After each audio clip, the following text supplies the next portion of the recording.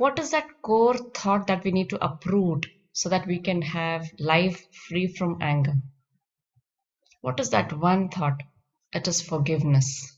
When we think of forgiving others, whatever it may be, whatever they might have done to us, when we start forgiving people, we feel that anger or our emotions, anger or all other emotions are within ourselves and we can easily control them. We have nothing to do with others, their reactions or their actions. It's all within our body, or Allah has created us in that way.